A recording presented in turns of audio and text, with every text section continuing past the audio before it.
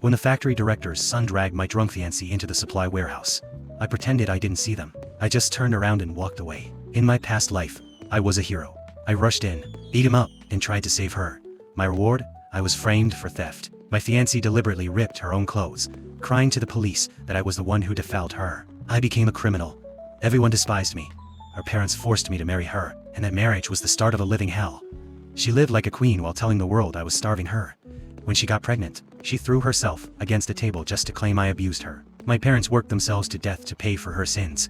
My father died in prison because of her lies. And when a brick wall collapsed on me at a construction site, she didn't call for help. She picked up a brick and smashed it into my head. If you weren't so nosy, she whispered as I bled out, Jeremy and I would have been together years ago. Then, I opened my eyes. I was back at the warehouse entrance. I could hear her soft, teasing murmurs coming from inside. It was midsummer, but I was covered in cold sweat. The urge to kill them both was screaming in my brain, but I suppressed it.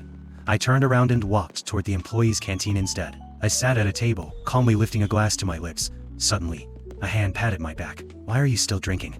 Your wife is running away with someone else. It was Kevin Cooper, my childhood friend. In my past life, he was the one who stole my university spot.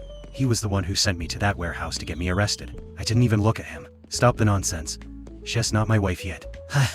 I was afraid if I turned around, it'd strangle him right there. Shane Carter, Kevin hissed, pulling my arm.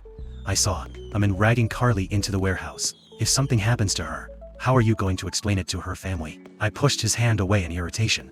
He wanted me to rush in. He wanted me to be the hero again so he could ruin my life. Not this time. This time, I'm going to let them finish what they started. And then, I'm going to watch them burn.